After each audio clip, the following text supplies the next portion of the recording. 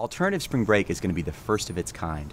We're going to be bringing young people from New York City to Puerto Rico to connect with Puerto Rican young people and get some skills to bring back to New York so they can deal with some of the environmental issues in their community. You're going to see a whole big swath of beach that doesn't have anything built on it. That area is called the Northeast Ecological Corridor, and it's really been a big fight for all of us to try to get it protected as a nature reserve. But part of the reason it's been so important for us to protect it is because it's where the leatherback turtles nest. Our hope in general for the kids from New York is that they could have sort of a deep experience with the corridor. From inside at night, from up in the mountains, from its waters, kayaking. That was awesome. That was so worth messing with my hair. So the first time we went to El Corredor, I feel like it was amazing being in like the mangroves and seeing how it's being affected by so many things, but yet it still seems to be alive and it still has like the spirit to live. I love how all the trees, how everywhere you saw there was a tree, and everything's just green. It's not like New York actually. I can breathe here.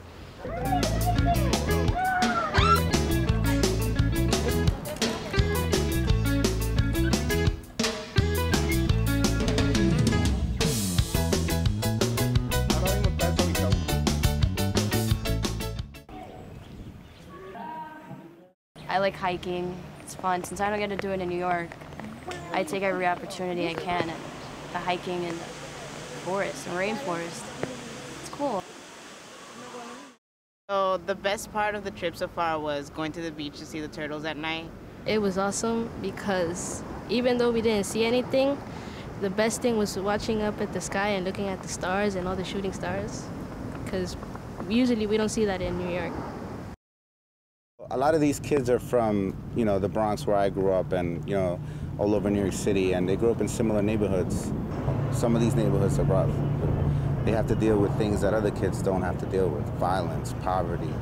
They're dealing with fear. They're dealing with inadequate green space. They're dealing with overcrowded schools and high asthma rates.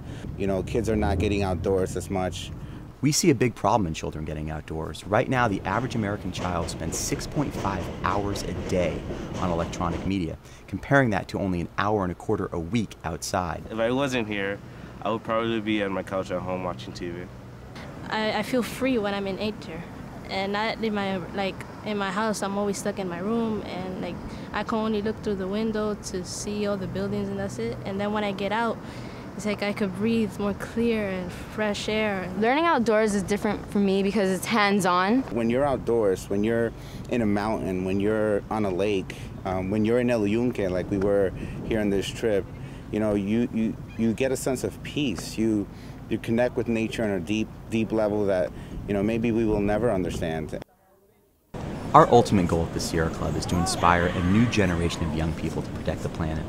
But at the same time, if we can give these young people from New York City a week where they can find their special place in nature, whether it's sitting under a tree, whether it's splashing in the water for the first time, that's a memory that they will have for the rest of their life. The Turtle Festival is, just people in the community of Puerto Rico coming in to celebrate the reserve and celebrate the turtles coming in and everything. And then what we're going to be doing is, helping petition for the reserve to stay reserved. And then we're going to set up a tent, and we're going to have all these turtles you can draw on, have a picture with the turtle, me. Like we were going to be able to show that New York cares about the tinglar, what's going on with the tinglar, and how we have to fix not only the environment in New York, but also the one in Puerto Rico.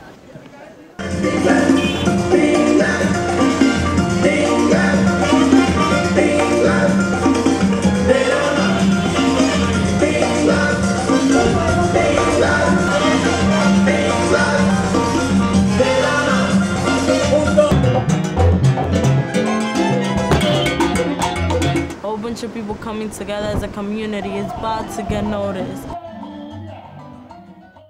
I want to take home all the friendships and memories, but I also want to take home the idea of getting more into what environmental activism is. These kids are our future. I mean, if we want to solve the environmental problems of the future, we're going to need a new generation of people that care about the environment.